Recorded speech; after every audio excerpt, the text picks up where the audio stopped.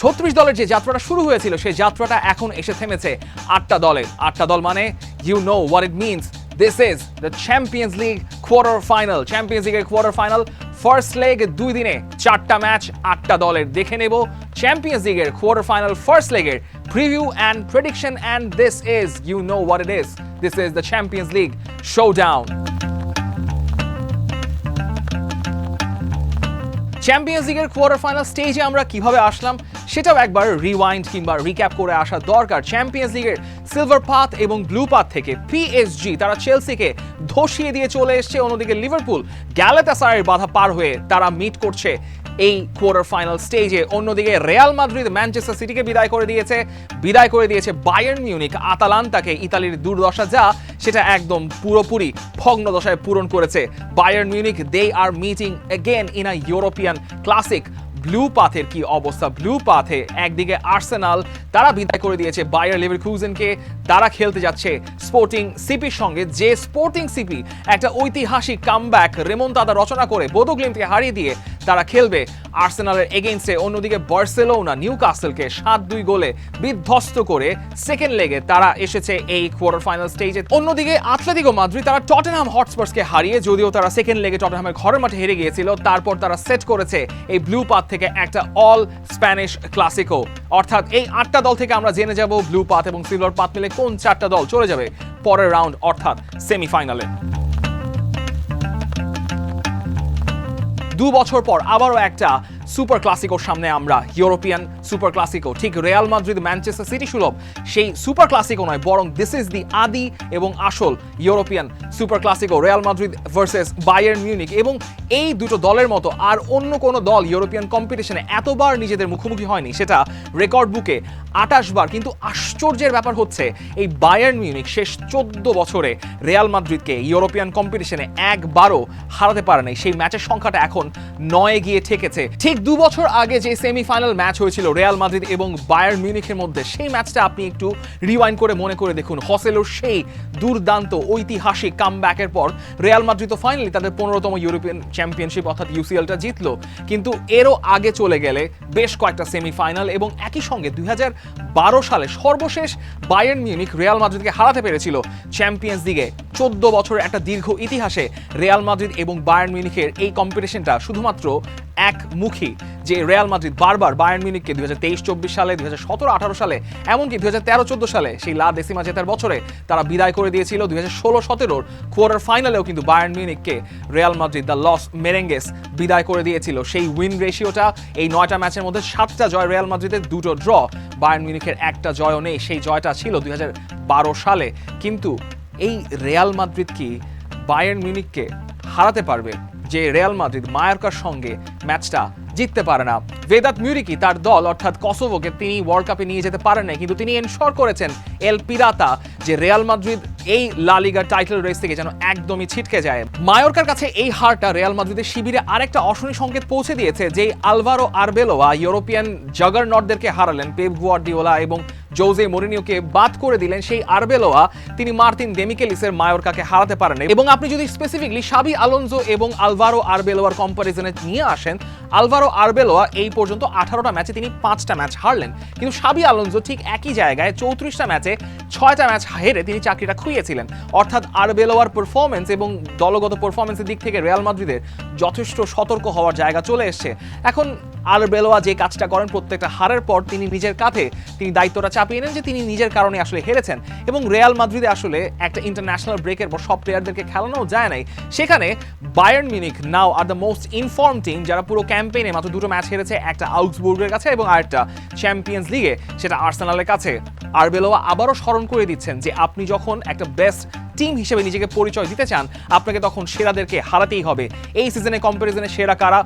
Arsenal, Bayern Munich, PSG, তাদেরকে আপনি হারাতে না পারলে আপনি সেই স্টেটমেন্টটা দিতে পারবেন না। হ্যাঁ, আপনি ম্যানচেস্টার সিটিকে হারিয়ে এসেছেন, তখনও আপনার কেপেবিলিটি থেকে তখন জাজ করা হয়েছিল, সংশয় প্রকাশ করা হয়েছিল। তখন ইউরোপিয়ান স্টেটাস দিয়ে রিয়াল মাদ্রিদ আবারও এই স্টেজে কোয়ার্টার ফাইনালে এসে পৌঁছেছেন। কিন্তু আরবেলোয়াকে এখন আসলেই একটা চিন্তার জায়গা থেকে ঠিক করতে হবে যে তিনি এই স্কোয়াডে এখন কিভাবে ওই হারমোনিয়াস জায়গাটা নিয়ে আসবেন। কিলিয়ান এমবাপে ম্যাচটা শুরু করলেন, কোনো ফলাফল বের করতে পারলেন না। ভিনিসিয়াসকে নামানো হলো, তারপরও কোনো ফলাফল আসলো না।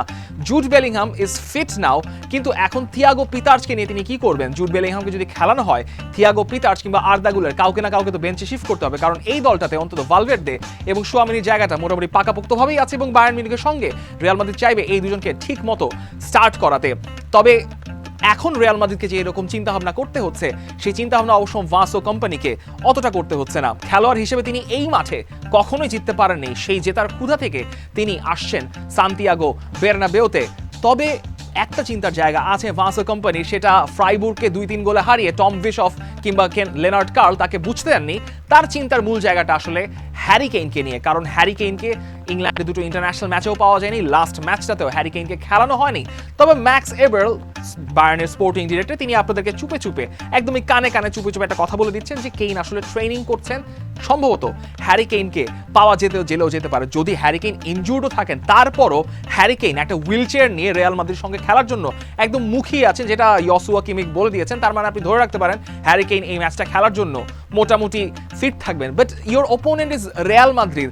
রিয়াল মাদ্রিদের সঙ্গে খেলার আগে আপনার দলের এই প্লেয়ারগুলো, আন্ডার 21 এর ক্যাপ্টেন টম বিশফ যদি বলেন যে তিনি ধরেই নিচ্ছেন এবং তিনি বিশ্বাস করেন তিনি রিয়াল মাদ্রিদকে হারাতে পারবেন, ইউসিফ স্তানিসিচ তাদের লেফট ব্যাক, তিনি বলছেন যে তিনি 110% কনফিডেন্স নিয়ে এই সান্তিয়াগো বের্নাবেউতে তিনি খেলতে আসছেন। লেনার্ড কার্ল তো আরেক কাঠি সরেশ, এই ভদ্রলোক বা ভদ্র ছেলে বলছেন যে তারা এখন এই মুহূর্তে যে পরিমাণ কনফিডেন্স নিয়ে আসছেন, সেই কনফিডেন্সে তারা এখন যে কাউকে হারাতে পারবেন। তাদের কনফিডেন্সের একটা বড় জায়গা আছে অবশ্যই, কারণ এই মুহূর্তে ইউরোপিয়ান টপ 5 লিগে যে দলগুলো সবচেয়ে বেশি গোল করেছে, সেই গোল করার তালিকায় বায়ার্ন মিউনিখের নামটা সবার উপরে। 100 গোলের মাইল ফলক তারা ছুঁয়ে ফেলেছে লেনার্ড কার্লের ওই থার্ড উইনিং গোলটার পর। এবং বায়ার্ন মিউনিখের ইনফর্ম সিচুয়েশনটা রিয়াল মাদ্রিদের জন্য ততটাই অশনি সংকেত বয়ে আনছে যে দলটা গত 14 বছরে রিয়াল মাদ্রিদের সঙ্গে জিততে পারে না, তারা এখন একটা উইনিং স্টেটমেন্ট নিয়ে এই মাঠে খেলতে আসছে। তারও একটা বড় কারণ আছে, দ্যাট ইজ বিকজ মাইকেল ওলিজে। সেই পার্টে পরে আসবো। এই ম্যাচে আসলে অফিশিয়েট করবেন Englishman Michael Oliver. It's good, it's bad, সেটা নিয়ে আসলে বেশি কিছু বলার নেই। সেই কাজটা আসলে রিয়াল মাদ্রিদের ক্যাম্প থেকেই করতে পারে। বায়ার্ন মিউনিখের ফ্রন্ট ফোরে যথেষ্ট ফায়ার পাওয়ার আছে, হ্যারি কেইন খেলুক কি না খেলুন সেটা নিয়ে কোনো সন্দেহ নাই। কিন্তু যদি বায়ার্নের এই ইনফর্মনেস কিংবা লিথালনেসের কারণটা ব্যাখ্যা করতে বলেন, আমি বলবো it is because Michael Olise, he makes everything look so easy, so better for everyone. এবং সম্ভবত এবারের প্লেয়ার অফ দ্য সিজন অন্তত আমার কাছে মাইকেল ওলিজের নামটা আমি সবার আগে নিব, বিকজ তার 44টা goal contribution has been crucial for Bayern Munich to almost win the Bundesliga. কারণ বুন্দেসলিগা তাদের যে পয়েন্টের ডিফারেন্স রয়েছে, সেখান থেকে বুন্দেসলিগা না জেতাটা, মাইস্টারশালা না জেতাটা বরং অবাক করা একটা ঘটনা ঘটবে। 28টা গোলে অ্যাসিস্ট, 16টা গোল, সব মিলে এই 44টা গোল কন্ট্রিবিউশনের কারণে হ্যারি কেইন, লুইস দিয়াজ তারা যেমন সুবিধা পাচ্ছেন, ঠিক একইভাবে মাইকেল ওলিজে তার জাতটা চেনাচ্ছেন সবগুলো কম্পিটিশন মিলে। এবং there is a specific Michael Olise zone Bayern মিউনিখের জন্য, যেটা রিয়াল মাদ্রিদের লেফট ব্যাক আলভারো কারেরাস যদি শুরু করেন, তার জন্য খুবই ডিফিকাল্ট হবে ডিকটেট করা যে কোন সময় মাইকেল ওলিজে ড্রিফট ইনসাইড করে পকেট স্পেসটা বের করে ডিফেন্ডারদেরকে ড্র্যাগ করে এনে হ্যারি কেইন কিংবা লুইস দিয়াজের জন্য একটা জায়গা তৈরি করেন। লুইস দিয়াজ এবং ট্রেন্ট আলেকজান্ডার আর্নল্ডের একটা ডুয়েল হতে পারে সেম ফ্ল্যাঙ্কে, যেহেতু তারা অপারেট করেন। লুইস দিয়াজ লেফট ফ্ল্যাঙ্কে, লেফট উইংয়ে, এবং ট্রেন্ট আলেকজান্ডার আর্নল্ড রাইট ব্যাকে। এবং মায়োরকার শেষ গোলটা করার ক্ষেত্রে ট্রেন্ট আলেকজান্ডার আর্নল্ডের আবার একটা দোষ খোঁজা হচ্ছে, যদিও ওই ইনিশিয়াল দোষের পাল্লা পার করে ম্যানচেস্টার সিটির সঙ্গে হি ওয়াজ গুড এনাফ। এবং রিয়াল মাদ্রিদকে ভরসা করতে হচ্ছে ভিনিসিয়াস জুনিয়রের উপর। তবে এই ম্যাচের পাল্লাটা সম্ভবত কিলিয়ান এমবাপে অন ট্রানজিশন ঘুরিয়ে দেওয়ার চেষ্টা করতে পারবেন, তার ফ্রেঞ্চম্যান যেহেতু মাইকেল ওলিজে এদিকে আছেন, এমবাপে তো থাকতেই পারেন। এমবাপের 13টা গোল হয়ে গেছে 9টা ম্যাচ থেকে চ্যাম্পিয়ন্স লিগে। He might be crucial for this fixture. এবং ইউ নো যে এই 2 দিনের ম্যাচে সবচেয়ে blockbuster of the blockbusters match কোনটা আপনার জন্য। এই পরিসংখ্যানের বিচারে 14 বছরে রিয়াল মাদ্রিদকে একটু এগিয়ে রাখাটাই স্বাভাবিক, given this is champions league. লা লিগার ফর্মটাকে আপনি এখন এখানে কনসিডার করতে পারবেন না। Champions League is royal and it is Real Madrid. প্রেডিকশনে রিয়াল মাদ্রিদকে এগিয়ে রাখা যায়। Bayern is the informed team. You never know, but first leg advantage should be given to Real Madrid. Arsenal এবার একটু হাফ ছেড়ে বাঁচতে পারে, তাদের আর ছুটছুটি করতে হবে না। এই 4টা টাইটেলের জন্য quadruple dream is finally over. League cup হারালো ম্যানচেস্টার সিটির সঙ্গে, এফএ কাপের কোয়ার্টার ফাইনালটা হারতে হয়েছে চ্যাম্পিয়নশিপে থাকা সাউদাম্পটনের কাছে, যে সাউদাম্পটন কিছুদিন আগে অর্থাৎ 1 বছর আগে প্রিমিয়ার লিগ থেকে রেলিগেটেড হয়ে গিয়েছিল। সেই সাউদাম্পটন আর্সেনালকে আলটিমেট ক্ষতটা পুষিয়ে দিয়েছে। তবে আর্সেনালের জন্য এখনো প্রিমিয়ার লিগ এবং চ্যাম্পিয়ন্স লিগটা বেঁচে আছে, যে চ্যাম্পিয়ন্স লিগে এখনো পর্যন্ত আর্সেনাল একটা ম্যাচও হারেনি। মিকেল আর্তেতার জন্য একটা চমকার জায়গা হচ্ছে গ্যাব্রিয়েল মাগালেশকে ইনজুরির কারণে তাকে বাইরে চলে যেতে হয়েছে। যদিও এই 11 জন প্লেয়ারকে ইন্টারন্যাশনাল ডিউটি থেকে কল অফ করে আর্সেনালকে ম্যাচ খেলাতে হলো সাউদাম্পটনের সঙ্গে, সেখানে আসলেই ওই ভূতের ভয় কিংবা বাঘের ভয় পেয়ে গ্যাব্রিয়েলের আসলেই ইনজুরিটা হয়ে গেল। সেই ইনজুরি নিয়ে আসলে হাসি ঠাট্টা তামাশা করা উচিত না। I hope Gabriel Magalhães is fit enough, সেটা আর্সেনালের জন্য যেমন দরকার, ব্রাজিলের জন্য তেমন দরকার। এখনো পর্যন্ত পোস্ট ম্যাচ আপডেটে গ্যাব্রিয়েলের কি পরিস্থিতি সেটা জানা যায়নি, সেটা হয়তো পরবর্তীতে ম্যাচের আগে দিয়ে আরেকটু ভালো মতো জানা যাবে। তবে গ্যাব্রিয়েলের না থাকাটা হয়তো আর্সেনালের জন্য এই ক্রাঞ্চ ফিক্সচারে একটু কঠিন কাজ হয়ে যেতে পারে। যেটা বলছিলাম যে 11 জন প্লেয়ার ফিট না বলে তারা ইন্টারন্যাশনাল ডিউটি থেকে নাম কাটিয়ে তারা আর্সেনালের ক্যাম্পে চলে আসলেন। সেখান থেকে আপনি এক্সপেক্ট করবেন যে সাউদাম্পটনকে খুবই ইজিলি ব্রিজ পাস করে যাওয়া প্রয়োজন ছিল আর্সেনালের জন্য। তবে আর্সেনালের জন্য একটা স্বস্তির জায়গা, তাদের মূল যে স্ট্রেংথের জায়গা প্রিমিয়ার লিগে তারা সেটা এখনো ধরে রেখেছে।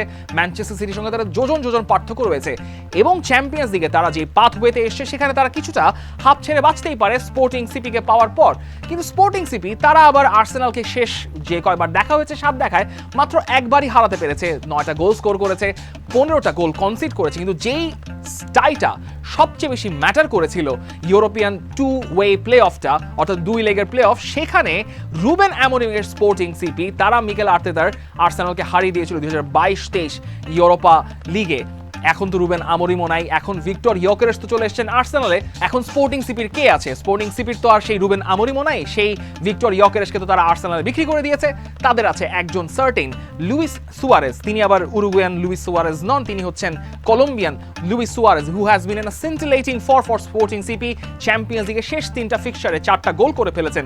কিন্তু স্পোর্টিং সিপির সাফল্যের পেছনে সবচেয়ে বড় নামটা স্পেসিফিকলি বোদো গ্লিমকে যেভাবে হারিয়ে দিয়ে এসেছিল স্পোর্টিং সিপি তাদের হোম গ্রাউন্ডে, স্পোর্টিং সিপির হোম গ্রাউন্ডে, সেটা হচ্ছেন ফ্রান্সিসকো ট্রিনকাও। পর্তুগালের ডেপথ নিয়ে যে বারবার কথা বলা হচ্ছে, পর্তুগালের ডেপথের একটা বড় ভরসার জায়গা ব্রুনো ফার্নান্দেসের সঙ্গে এই ফ্রান্সিসকো ট্রিনকাও, তিনি তার ক্যারিয়ারটাকে রিইনভিগোরেট করেছেন স্পোর্টিং সিপিতে এবং রুই বোর্হেসের মূল অস্ত্রটা এই ফ্রান্সিসকো ট্রিনকাও। 23টা গোল এবং অ্যাসিস্ট তার সব কম্পিটিশন মিলে আছেন এবং আর্সেনালকে ক্রিয়েটিভলি থ্রেট তিনিই আসলে প্রসেস করতে পারেন। আর্সেনাল এই সিজনে অলরেডি 35টা গোল করে ফেলেছে সেট পিস এবং সেট পিস সিচুয়েশন থেকে। সেখান থেকে আপনি জানেন গ্যাব্রিয়েল খেলুন আর না খেলুন, সেট পিস থেকে অবশ্যই আর্সেনাল একটা বড় অ্যাডভান্টেজ পাবেন। এবং স্পেসিফিকলি ভিক্টর ইয়োকেরেসের জন্য একটা পয়া সময় যাচ্ছে। সুইডেনকে ওয়ার্ল্ড কাপে নিয়ে গেলেন, এমনকি যেই ম্যাচটা তিনি হেরে গেলেন এফএ কাপে সেখানেও তিনি গোল পেয়েছেন। শেষ 3 ম্যাচে 5টা গোল আসে ভিক্টর ইয়োকেরেসের। এবং এই এক্স স্পোর্টিং সিপির এই স্পোর্টিং বা ভিক্টর ইয়োকেরেস ডার্বিতে আপনি জানেন যে জোজে আলভালাদেতে যখন খেলা হবে তখন ভিক্টর ইয়োকেরেস হয়তো দুয়োধুনিও শুনবেন, কিন্তু তিনি যে কন্ট্রিবিউশনটা স্পোর্টিং এর জন্য রেখে গিয়েছেন সেটার জন্য তিনি হয়তো করতালি পেতেও পারেন। গোল করলে হয়তো সেলিব্রেট করবেন না, তবে গোলটা ভিক্টর ইয়োকেরেসের থেকে অবশ্যই চাইবে আর্সেনাল এবং অন্যান্য ডিপার্টমেন্ট থেকেও, কারণ আর্সেনাল জানে তাদের হাতে 2টো অপশন খোলা আছে। Quadruple dream is over, there is only double dream to be achieved, এবং সেটাই আর্সেনাল চাইবে স্পোর্টিং সিপির মাঠেই একটা আর্লি অ্যাডভান্টেজ নিয়ে রাখতে। শেষবার যখন স্পোর্টিং সিপির মাঠে গত মৌসুমে আর্সেনাল খেলেছিল সেবার তারা 5-1 গোলে জিতেছিল। স্পোর্টিং সিপির মাঠে খেলাটা is very difficult, Bodo Glim তার সেটা দেখে গিয়েছে। সান্তা ক্লারার সঙ্গে স্পোর্টিং সিপি জিতেছে 4-2 গোলে। এই ম্যাচটা ড্র হতে পারে, কিন্তু আর্সেনাল অবশ্যই এই ম্যাচে একটা অ্যাডেড অ্যাডভান্টেজই পাবে। স্যার অ্যালেক্স ফার্গুসন চলে যাওয়ার পর যারাই এসছেন, ডেভিড ময়েস থেকে শুরু করে লুই ফন হাল, জোজে মরিনিও, তারা যেরকম ট্রিটমেন্টটা পেয়েছেন সেই ট্রিটমেন্টটা পেতে কেমন লাগে সেটা লিভারপুলের ফ্যানরা এখন বুঝতে শুরু করেছেন। সবচেয়ে বেশি ভালো মতো বুঝতে পারছেন আর্না স্লট। এই আর্না স্লটকে নিয়ে কত মধুর গান, কত কিছু কোপ এন্ডে হয়ে গেল। সেই আর্না স্লট এখন দুয়োধ্বনি শুনতে শুনতে তাকে মাঠ ছাড়তে হয়। ম্যাচ শেষ না করার আগেই মাঠ ছেড়ে চলে যান লিভারপুলের ফ্যানরা। এই ম্যানচেস্টার সিটির সঙ্গে আরেকবার যেভাবে নাকানি চুবানি খেতে হলো আর্না স্লটের দলকে, অথচ এই লিভারপুল এবং ম্যানচেস্টার সিটির ক্ল্যাশটাকেই ভাবা হতো ফুটবলের pinnacle, Jürgen Klopp versus Pep গুয়ার্দিওলার ক্ল্যাশ। সেই জায়গা থেকে লিভারপুল অনেকটাই দূরে সরে গেছে। সেই জায়গা থেকে এখন আর্নে স্লট নিজের চাকরি থাকে কিনা সেটা নিয়ে এখন এফএসজির দিকে তাকিয়ে থাকতে হচ্ছে। FSG is not a sacking entity. সাধারণত লিভারপুল খুব দরকার না বলে কোচ স্যাক করে না, কিন্তু আর্নে স্লট এখন এমন একটা পরিস্থিতিতে রয়েছেন এবং স্কোয়াডের ডায়নামিক এমন একটা জায়গায় রয়েছে, এই স্কোয়াডটা মেন্টালিটি মনস্টার থেকে হয়ে গেছে মেন্টালিটি মিনোজ। এই মেন্টালিটি মিনোজ এখন খেলতে আসছে আগের সিজনের চ্যাম্পিয়ন্স লিগ উইনার পিএসজির সঙ্গে। এবং এই মেন্টালিটি মিনোজ নিয়ে আরেকটু কথা বলা দরকার, কারণ এই মৌসুমে চ্যাম্পিয়ন্স লিগ এবং অন্যান্য কম্পিটিশন মিলে লিভারপুল যে পরিমাণ ম্যাচ হেরেছে সেটা সংখ্যার বিচারে 15টা ম্যাচ। এইরকম ম্যাচ তারা সর্বশেষ হেরেছিল ব্রেন্ডন রজার্সের অধীনে, সেটা ক্লপের যুগের আগে। সেটাই বলে দিচ্ছে যে আর্নে স্লটের যুগটা আসলেই কোনোভাবে ভালো যাচ্ছে না।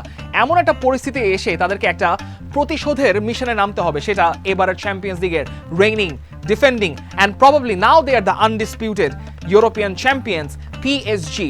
কেন আনডিসপিউটেড এখন বলছি, কারণ এই চ্যাম্পিয়ন্স লিগের আগের রাউন্ডের আগ পর্যন্ত পিএসজির অবস্থা খুব একটা ভালো মনে হচ্ছিল না। এমনকি উসমান দেমবেলেরা পর্যন্ত বলছিলেন যে তাদের কোথাও একটা জায়গায় সমস্যা হচ্ছে, নয়তো মনাকোকে এভাবে হারিয়ে এসে আবার মনাকোর কাছে কিভাবে এই দলটা হেরে বসে। এমনকি লসের সঙ্গে যেভাবে কম্পিটিশনটা চলছিল, লস কিন্তু অনেকটা সময় ধরে পিএসজি যে লিগে চ্যাম্পিয়ন হয়ে থাকে, লিগ অতে অনেক সময় ধরে টপ স্পটে বসেছিল, সেই জায়গাটাও এখন অমিট করা গেছে। পিএসজির একটা 4 পয়েন্টের কুশন পাওয়া গেছে লসের সঙ্গে, কারণ লস আসলে লিলের সঙ্গে ম্যাচ হেরে গেছে। পিএসজিকে ফেস করার আগে এই যে ম্যানচেস্টার সিটির সঙ্গে হারতে হলো লিভারপুলকে, সেই হারটাকে একটা গভীর ক্ষত হিসেবে দেখছেন ভার্জিল ভ্যান ডাইক। এবং তিনি বলছেন যে তার দলের যে কোহিশনের জায়গাটা ছিল, সেই কোহিশনের জায়গাটা একদমই কাজে লাগছে না। আর্নে স্লট একটা নতুন ট্যাকটিক্স চেষ্টা করছেন, নতুন ফরমেশন চেষ্টা করছেন 4-2-2-2, যেখানে বেসিক্যালি সালা খেলছেন একজন সেকেন্ডারি স্ট্রাইকার হিসেবে, ফ্লোরিয়ান ভিয়েটস খেলছেন এবং ডমিনিক সোবসলাই খেলছেন অ্যাটাকিং মিডফিল্ডার হিসেবে। পেছনে আছেন কার্টিস জোন্স কিংবা অ্যালেক্সিস ম্যাকঅ্যালিস্টার, সঙ্গে রায়ান গ্রাভেনবার্গ। সেটা এক ম্যাচে কাজ করছে তো আরেক ম্যাচে ঠিক মতো কাজ করছে না, অ্যাজ ইউজুয়াল যেটা ম্যানচেস্টার সিটি ম্যাচে কাজ করলো না। ভার্জিল ভ্যান ডাইক যে জায়গাটা পিক করছেন সেটা হচ্ছে যখন কোনো রান ট্র্যাক করতে হচ্ছে, কোনো অ্যাটাকারকে ট্র্যাক করতে হচ্ছে কিংবা কোনো সেট পিস ডিফেন্ড করতে হচ্ছে, তখন লিভারপুলের প্লেয়াররা তাদের সেরাটা দিচ্ছেন না। এবং সেটাই বিশেষ করে এই কয়টা মানুষের, সেটা দেজিয়ের দুয়ে থেকে শুরু করে ব্র্যাডলি বারকোলা, যদিও ব্র্যাডলি বারকোলার ইনজুরি সমস্যা রয়েছে, কিভিচা কভারাৎসকেলিয়া এবং উসমান দেমবেলের রান ট্র্যাক না করতে পারলে লিভারপুল একটা বড় বিপদে পড়তে যাচ্ছে। আপনার হয়তো উসমান দেমবেলের সেই ওপেনিং গোলটার কথা মনে করার কথা, লিভারপুলের সঙ্গে যে গোলটা তিনি করেছিলেন, সেরকম ঘটনা আবারও ঘটলে পিএসজি আবারও লিভারপুলকে একটা দুঃস্বপ্নের রাত উপহার দিতে পারে পিএসজির ঘরের মাঠে।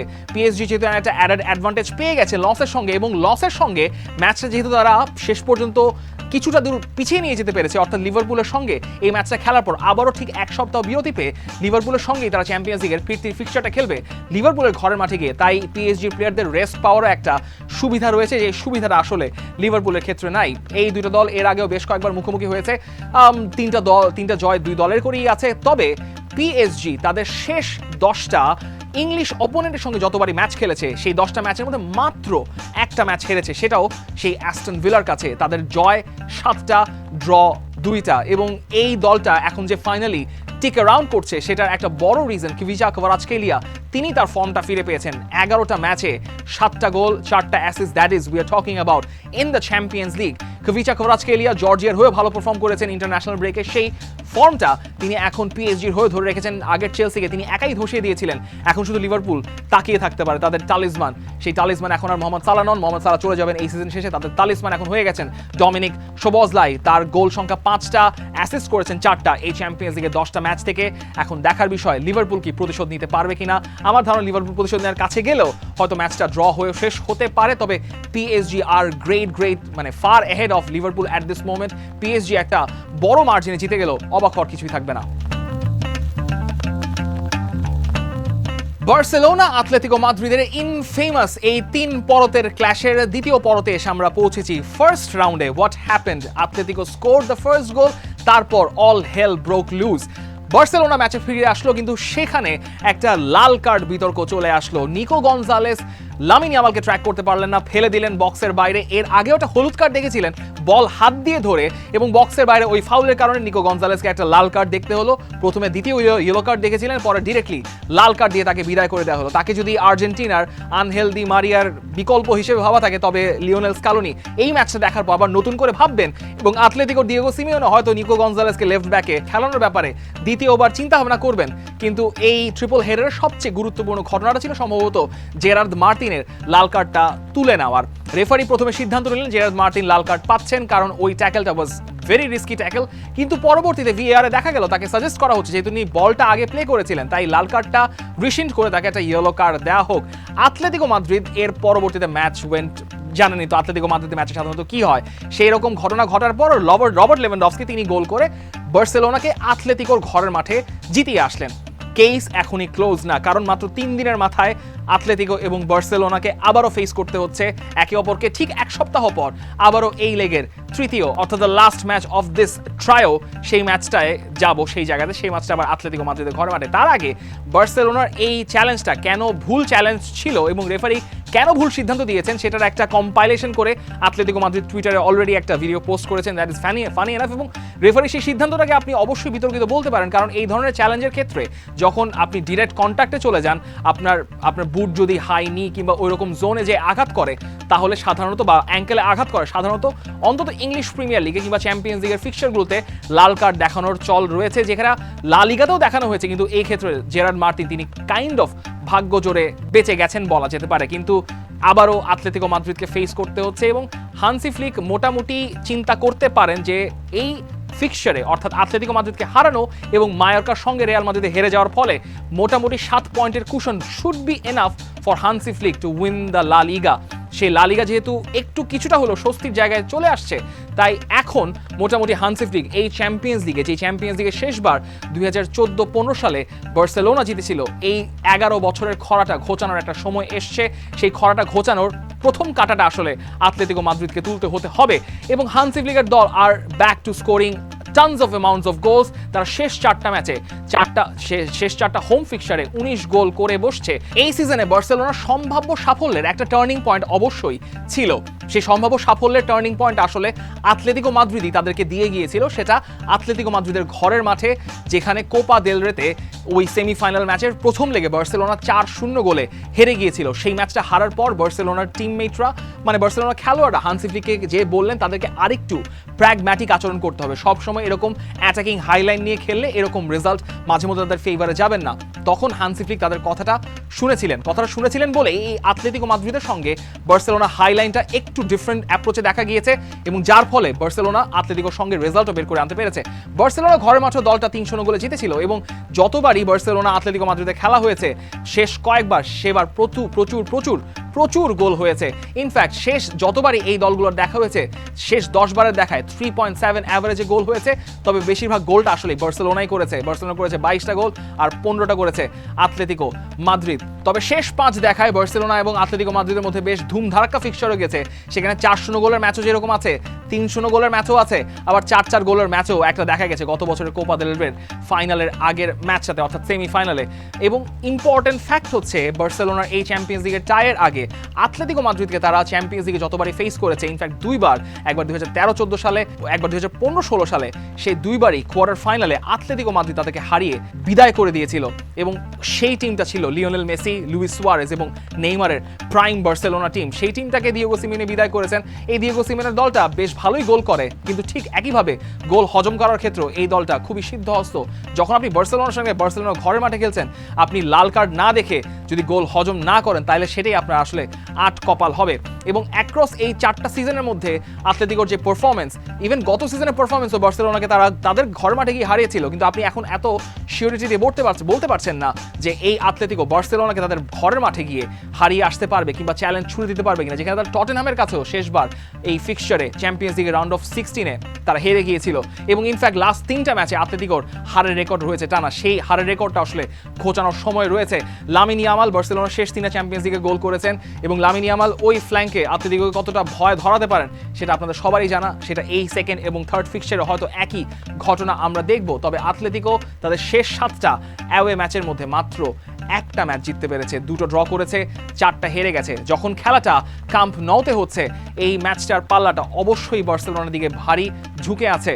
ড্র হলে অবাক হওয়ার থাকবে না, তবে মূল ড্রামাটা আসলে গিয়ে জমে থাকবে ওই আতলেতিকো রিয়াদ এয়ার মেট্রোপলিটানোর ফিক্সচারে, যেটা পরের সপ্তাহে রয়েছে। চ্যাম্পিয়ন্স লিগের এই কোয়ার্টার ফাইনাল ফার্স্ট লেগের ফিক্সচারটা আপনি শুরুই করবেন একদম blockbuster of the blockbuster match দিয়ে। সান্তিয়াগো বেরনাবেউতে European super clasico Real Madrid versus Bayern Munich. সবগুলো ম্যাচ শুরু রাত 1টা বাজে, ওই ইউরোপিয়ান সামার টাইমের ঝামেলা শেষ, আপনার 1 ঘন্টা এগিয়ে আসছে। ম্যাচগুলো শুরু হবে 1টায়। একই সময় ম্যাচ থাকছে জোজে আলভালাদে পর্তুগাল থেকে স্পোর্টিং এর ঘরের মাঠে। স্পোর্টিং আতিথেয়তা দিবে আর্সেনালকে। ঠিক পরের দিন রাত 1টায় পিএসজির পাক দে প্রাসে আতিথেয়তা নিতে আসবে কিংবা রিভেঞ্জ ট্যুর কমপ্লিট করতে আসবে আর্নে স্লটের Liverpool, currently raining defending undisputed champion পিএসজির এগেইনস্টে। একই সময় বার্সেলোনার ক্যাম্প নৌতে বার্সেলোনা খেলতে যাচ্ছে দিয়েগো সিমিওনের আতলেতিকো মাদ্রিদের সঙ্গে চ্যাম্পিয়ন্স লিগের কোয়ার্টার ফাইনাল ফার্স্ট লেগ নিয়ে আপনার যত প্রেডিকশন, যত একমত পোষণ করা কিংবা দ্বিমত পোষণ করা সব কিছুই জানাতে পারেন কমেন্ট সেকশনে। দ্য ডেইলি স্টার যে কোনো মুহূর্তের আপডেট পেতে ভিজিট করুন দ্য ডেইলি স্টার .net এর ওয়েবসাইট এবং একই সঙ্গে ফলো করে রাখুন দ্য ডেইলি স্টারের ফেসবুক পেজ, সাবস্ক্রাইব করুন the daily star YouTube channel.